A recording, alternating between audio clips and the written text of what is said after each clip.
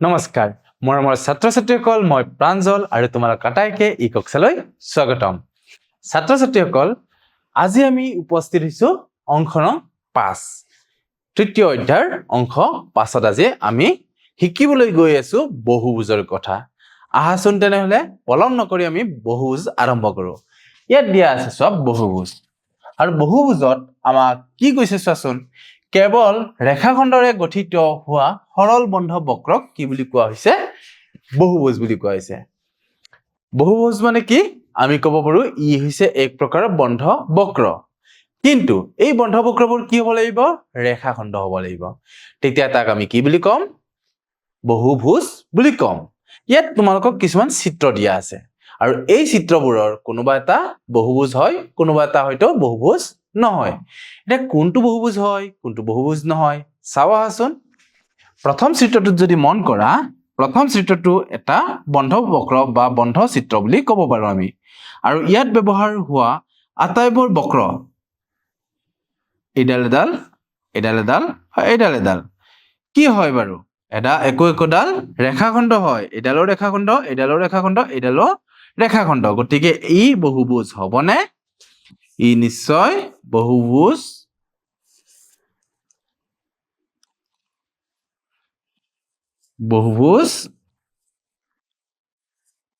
হ'ব তো এইটো বহুভুজ হ'ব তেনেধৰণে যদি টুটো চোৱা টুটোত এডাল ৰেখাখণ্ড আৰু এডালৰ ৰেখাখণ্ড আৰু দ্বিতীয়তে তুমি চাব লাগিব যে এই চিত্ৰটো বন্ধ আছে নে নাই বন্ধ আছে এই চিত্ৰটো এক প্ৰকাৰৰ বহুভুজ হ'ব তৃতীয় চিত্ৰটোত যদি চোৱা এইডাল কি নহয় ৰেখাখণ্ড নহয়গে আৰু ৰেখাখণ্ড যদি নহয় তেতিয়াহ'লে ই হ'বনে তেতিয়া ই বহুভুজ নহ'ব চতুৰ্থ চিত্ৰটো যদি চাও এইডালো কি নহয় ৰেখাখণ্ড নহয় গতিকে এটো বহুভুজ হ'ব নোৱাৰে চতুৰ্থ অৰ্থাৎ পঞ্চমত যদি চোৱা এডাল ৰেখাখণ্ড আৰু এই আটাইবোৰ ৰেখাখণ্ড হোৱাৰ বাবে এটো কি কম আমি বহুভুজ বুলি কম তেনেধৰণে ইয়াত যদি চোৱা ইয়াতো আমি কি বুলি কম বহুভুজ বুলি কম কাৰণ ইয়াত এডালৰ ৰেখাখণ্ড হয় এডালৰ ৰেখাখণ্ড আটাইবোৰ ৰেখাখণ্ড আছে চিত্ৰ 7ত যদি চোৱা 7তো আটাইবোৰ কি হয় ৰেখাখণ্ড হয় এডালৰ ৰেখাখণ্ড গতিকে এটোও বহুভুজ হ'ব আকৌ ইয়াত যদি চোৱা এডালটো ৰেখাখণ্ড নহয় এডাল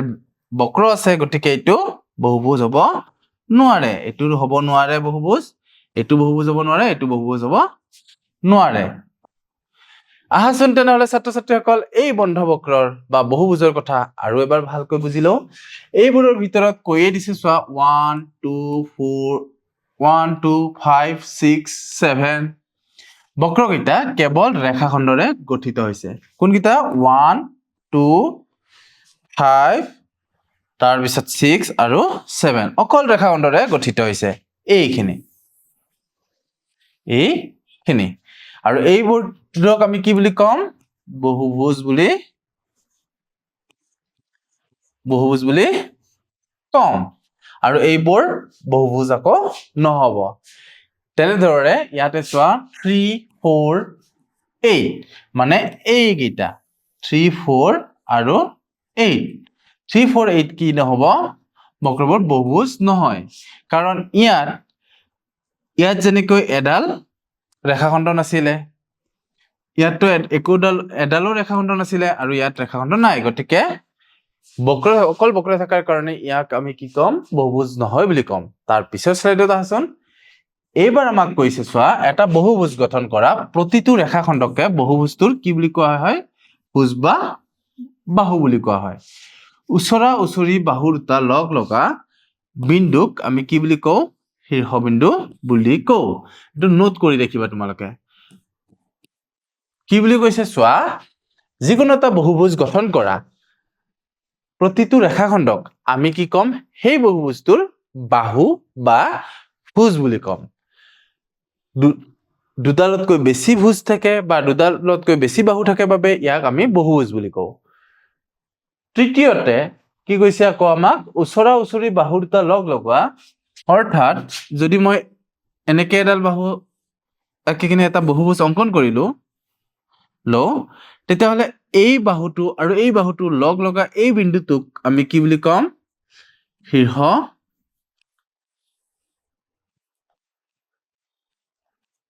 বিন্দু বুলি ক'ম শীৰ্ষবিন্দু বুলি ক'ম তেনেদৰে এইবোৰ যে আছিলে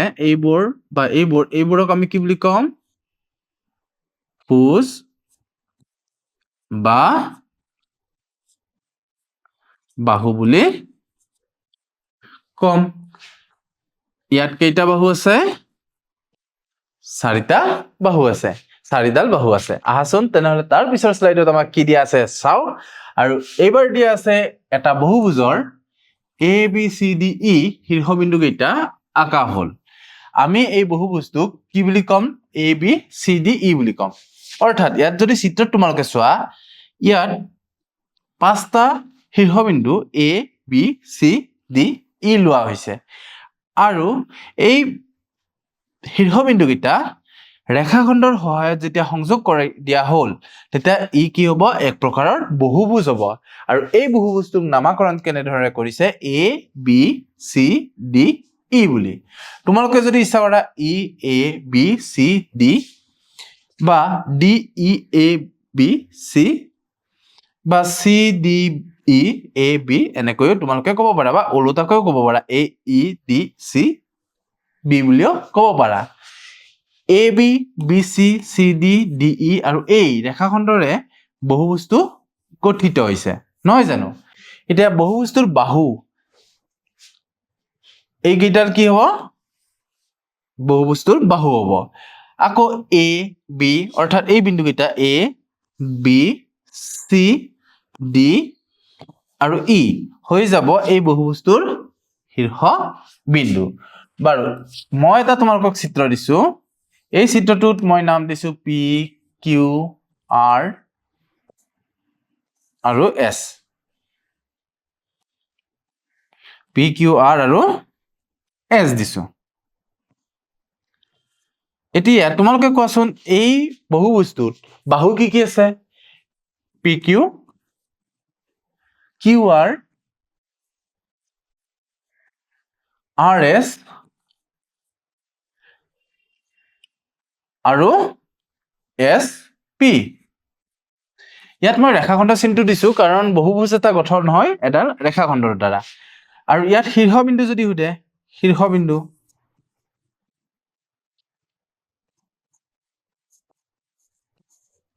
শীৰ্ষবিন্দু কি কি আছে শীৰ্ষবিন্দু আছে পি কিউ আৰ আৰু এছ হৈ যাব ইয়াত শীৰ্ষবিন্দু আহাচোন তেনেহ'লে ছাত্ৰ ছাত্ৰীসকল তাৰ পিছত কি দিয়া আছে চাও আৰু কৰিবলৈ চেষ্টা কৰো আহা ইয়াত আমাক কৈছে বহুভুজ দুই প্ৰকাৰৰ কিহৰ হিচাপত কৰণৰ হিচাপত উত্তল বহুভুজ আৰু অৱতল বহুভুজ এতিয়া উত্তল বহুভুজ কি জানিলো আহাচোন বহুভুজ এটাৰ ওপৰৰ যিকোনো দুটা বিন্দু সংযোগী ৰেখাখণ্ডটো সম্পূৰ্ণৰূপে বহুভুজটোৰ অন্তৰ্ভাগত সোমাই থাকিলে বহুভুজটোক উত্তল বহুভুজ বুলি কোৱা হয় যদি কোনো এটা বহুভুজৰ আটাইকেইডাল বাহু বহুভুজ এটাৰ ওপৰৰ যিকোনো দুটা বিন্দু সংযোগী ৰেখাখণ্ডটো যদি সম্পূৰ্ণৰূপে বহুভুজটোৰ অন্তৰ্ভাগত থাকে মানে আটাইবোৰ যদি সেই বহুভুজটোৰ ভিতৰত সোমাই থাকে অন্তৰ্ভাগত থাকে তেতিয়াহ'লে তাক আমি ক'ম উত্তল বহুভুজ বুলি আৰু যদি নাথাকে কোনো এডালো যদি কিবা কাৰণত বাহিৰত থাকে মানে সেই বহুভুজটোৰ বাহিৰত থাকে বহিৰ্ভাগত থাকে তেতিয়া আমি তাক ক'ম অৱতল বহুভুজ বুলি অৰ্থাৎ ইয়াত এটা চিত্ৰ দিছে এ বি চি ইয়াত এ পৰা বি লৈকে সংযোগ কৰিলে এৰ পৰা বি লৈকে যদি সংযোগ কৰা তেতিয়াহ'লে ভিতৰতে থাকিব অৰ্থাৎ এ বিৰ ওপৰতে থাকিব এৰ পৰা চি লৈকে সংযোগ কৰিলেও এ আৰু চি ওপৰতে থাকিব আৰু বিৰ পৰা চি লৈকে সংযোগ কৰিলেও বি চিৰ ওপৰতে থাকিব তেনেকৈ যদি তুমি এই বহুভুজটোৰ কথা চোৱা ডি ই এফ জি এটা মই যদি ডিৰ পৰা এফলৈ সংযোগ কৰিব বিচাৰো ডি এফ ৰেখাখণ্ডডালৰ পৰা এই বহুভুজটোৰ ভিতৰত আছে নে বাহিৰত আছে নিশ্চয় ভিতৰত আছে জিৰ পৰা যদি আমি ই লৈ সংযোগ কৰিব বিচাৰো ভিতৰতে আছে জিৰ পৰা এফলৈ যদি সংযোগ কৰিব বিচাৰো তেতিয়াহ'লে এই ৰেখাখণ্ডডালৰ ওপৰতে আছে, জিৰ পৰা ডি লৈকেও ইয়াৰ ওপৰতে আছে, ডিৰ পৰা ই লৈকেও ইয়াৰ ওপৰতে আছে, আৰু এফৰ পৰা ই লৈকেও ইয়াৰ ওপৰতে আছে। সেইকাৰণে ইয়াক আমি কি বুলি ক'ম? উত্তল বহুভুজ বুলি ক'ম। এতিয়া আহিলে অৱতল বহুভুজ। অৱতল বহুভুজ কি চোৱা? অৱতল বহুভুজ মানে হৈছে বহুভুজ এটাৰ বক্ৰটোৰ যিকোনো দুটা বিন্দু সংযোগী ৰেখাখণ্ডটো বহুভুজটোৰ অন্তৰ্ভাগত যদি সম্পূৰ্ণৰূপে নাথাকে তেতিয়া আমি তাক অৱতল বহুভুজ বুলি কওঁ। এই চিত্ৰকেইটা মন কৰা। চিত্ৰকেইটাত প্ৰতিটো বিন্দুৰে নামাকৰণ কৰা হৈছে। এই বহুভুজটোৰ নাম হ'ল KLEFGHIJ। এতিয়া ইয়াৰ পৰা যদি তুমি কেৰ পৰা আই লৈকে যদি সংযোগ কৰিব খোজা, চোৱা কেৰ পৰা আই লৈ মই সংযোগ কৰি দিলো, কিন্তু এই যিটো বাহু, এই ৰেখাখণ্ড যিটো, এই বহুভুজটোৰ বাহিৰত গৈছে নে ভিতৰত আছে বাৰু? তুমি নিশ্চয় ক'ব পাৰিবা আইৰ পৰা যদি আমি ই লৈকে সংযোগ কৰো, এইডাল কি আছে? ভিতৰতে আছে, অন্তৰ্ভাগত আছে বহুভুজটোৰ। কিন্তু আইৰ পৰা যেতিয়া কে লৈকে সংযোগ কৰা গ'ল তেতিয়া কিন্তু এই ৰেখাখণ্ডডাল বহুভুজটোৰ বাহিৰ অংশত আছিলে। সেয়েহে আমি ইয়াক কম এক প্ৰকাৰৰ অৱতল বহুভুজ বুলি। তেনেধৰণে এই বহুভুজটোত যদি চোৱা পিৰ পৰা মই যদি আৰলৈকে সংযোগ কৰো তেতিয়াহ'লে আমি কি পাম? পিৰ পৰা আৰলৈ সংযোগ কৰিলে এই ৰেখাখণ্ডডাল অন্তৰ্ভাগত পাম। কিন্তু এছৰ পৰা যেতিয়া আমি কিউ লৈ সংযোগ কৰি দিম, চোৱাচোন এইটো কি হৈ গ'ল? বহিৰ্ভাগত গুচি গ'ল। গতিকে ই এক প্ৰকাৰৰ কি হৈ যাব? অৱতল বহুভুজ হৈ যাব। তো এই দুটা অৱতল বহুভুজৰ উদাহৰণ। চিত্ৰৰ সহায়ত তোমালোকে অতি সহজে বুজি পাব পাৰিছা। এতিয়া চোৱা, এতিয়া আমাক কৈছে যে বহুভুজৰ কৰ্ণ। এটা যদি মই চতুৰ্ভুজ অংকন কৰো, এই চতুৰ্ভুজটোৰ এটা বিন্দুৰ পৰা আন এটা বিন্দুলৈ এনেকে সংযোগ কৰি দিলে, অৰ্থাৎ সন্নিহিত বিন্দুকেইটাক বা সন্নিহিত বিন্দুকেইটাক বাদ দি বাকী বিন্দুবোৰৰ লগত যেতিয়া সংযোগ কৰিম তেতিয়া এইবোৰক কোৱা হয় কৰ্ণ বুলি। ইয়াত যদি নাম দিওঁ মই এ, বি, চি, ডি, এ চি এডাল কৰ্ণ হ'ব, বি ডি এডাল কৰ্ণ হ'ব। ইয়াত কৈছে যে ওচৰা ওচৰিকৈ নথকা, কি বুলি কৈছে? ওচৰা ওচৰিকৈ নথকা শীৰ্ষ বিন্দুবোৰক সংযোগ কৰি, ইয়াৰ এই চিত্ৰটোৰ হিচাপত দিছে A C, A D, A B D, B E, B F, C E, C F আৰু ডি এফ ৰেখাখণ্ডবোৰ পোৱা গ'ল। এই ৰেখাখণ্ডবোৰক বহুভুজটোৰ কি বুলি কোৱা হয়? কৰ্ণ বুলি কোৱা হয়। এতিয়া চোৱা, এই যিটো A B C D E F, এই যিটো চিত্ৰ, এই চিত্ৰটোত এৰ পৰা যেতিয়া আমি সংলগ্ন কৰিলে, মানে এৰ পৰা ই লৈ ওচৰা ওচৰি থকা বিন্দুকেইটা বাদ দিয়া, মানে এৰ পৰা এৰ ওচৰত থকা বিন্দু বি আৰু এফটো বাদ দিয়া, বাকী বিন্দুবোৰৰ লগত সংযোগ কৰা, মানে এৰ পৰা ই লৈ সংযোগ কৰা, এৰ পৰা ডি লৈ সংযোগ কৰা, এৰ পৰা চি লৈ সংযোগ কৰা। তো এনেধৰণে বিৰ ওচৰা ওচৰি বিন্দু কি আছে? চি আৰু এ। চি আৰু এৰ লগত সংযোগ নকৰি বাকী বিন্দুবোৰৰ লগত সংযোগ কৰা, আৰু কৰিলে যিবোৰ ৰেখাখণ্ড পোৱা যাব সেই ৰেখাখণ্ডবোৰক কি বুলি কোৱা হয়? সেই বহুভুজটোৰ কৰ্ণ বুলি কোৱা হয়। এতিয়া চোৱা, এতিয়া আমাৰ সময় হ'ল মূল্যায়নৰ, আৰু আজিৰ মূল্যায়নত আমাক কি দিয়া আছে চাবাচোন। ইয়াত প্ৰথমতে কৈছে যে এটা পঞ্চভুজৰ কৰ্ণৰ সংখ্যা কিমান। এটা আমি ইয়াতে পঞ্চভুজ অংকন কৰিলো। তো ইয়াত আমি এটা পঞ্চভুজ অংকন কৰিলো, আৰু পঞ্চভুজ অংকন কৰি ইয়াক কি কৰিম? এতিয়া নামাকৰণ কৰিম। সাপোজ আমি ইয়াক নাম দিলো এ, বি, চি, ডি আৰু ই। এ বি চি ডি ই এটা হৈ গ'ল পঞ্চভুজ। এতিয়া ইয়াৰ কৰ্ণৰ সংখ্যা কিমান হ'ব? কেনেকৈ আঁকিম চাবাচোন। এই বিন্দুৰ পৰা যদি আমি কৰ্ণ আঁকিব লাগে তেতিয়াহ'লে ইয়াৰ ওচৰে ওচৰি থকা বিন্দুকেইটা বাদ দিব লাগিব, মানে এৰ পৰা আমি অংকন কৰিব লাগিব ডি লৈ, এৰ পৰা আমি অংকন কৰিব লাগিব চি লৈ। তেনেধৰণে ইৰ পৰা যেতিয়া অংকন কৰিম, ইৰ পৰা আমি ডি আৰু এক বাদ দি ইৰ পৰা আমি অংকন কৰিব লাগিব চি লৈ, আৰু ইৰ পৰা আমি অংকন কৰিব লাগিব বি লৈ। তেনেকৈ ডিৰ পৰা যদি আমি অংকন কৰো, ডিৰ পৰা এ লৈ এইডালে পাবা, আৰু ডিৰ পৰা বি লৈ পাবা এইডাল। তো মুঠ কেইডাল আমি কৰ্ণ অংকন কৰিলো? 5ডাল আমি কৰ্ণ অংকন কৰিলো। গতিকে ইয়াৰ উত্তৰ হৈ যাব 5ডাল। লগতে ইয়াক উলিওৱা আৰু এটা সূত্ৰ আছে সূত্ৰটো হৈছে তোমাৰ n into n minus 3 into n minus 3 divided by 2 ইয়াত পঞ্চভুজত মুঠ বাহুৰ সংখ্যা কিমান আছিল চোৱাচোন 5 ডাল আছিল নহয় জানো গতিকে n ৰ ঠাইত আমি 5 বহাই দিম 5 ৰ পৰা 3 বিয়োগ কৰি দিম আৰু n ৰ ঠাইত আমি কি বহাব লাগিব 5 বহাব লাগিব কাৰণ ইয়াত n ৰ সংখ্যা কিমান হয়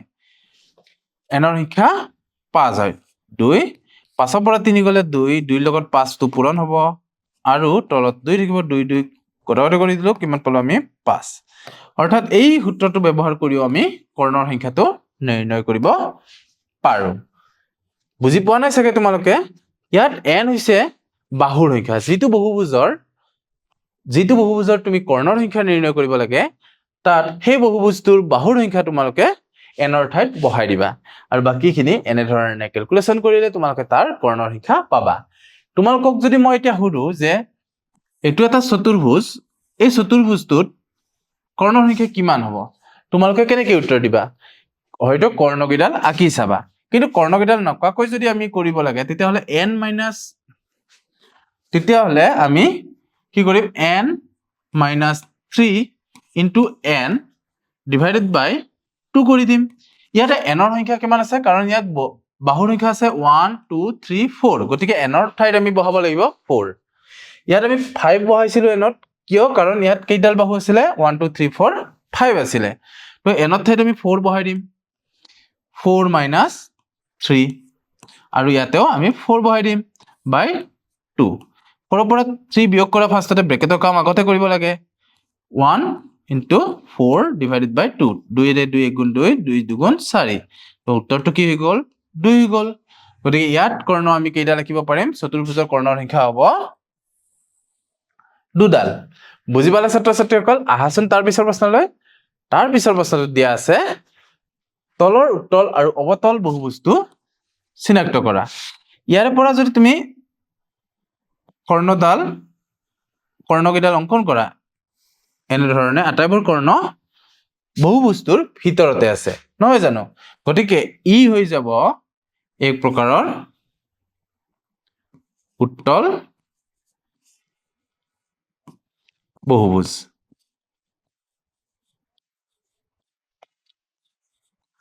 এই হৈ যাব এক প্ৰকাৰৰ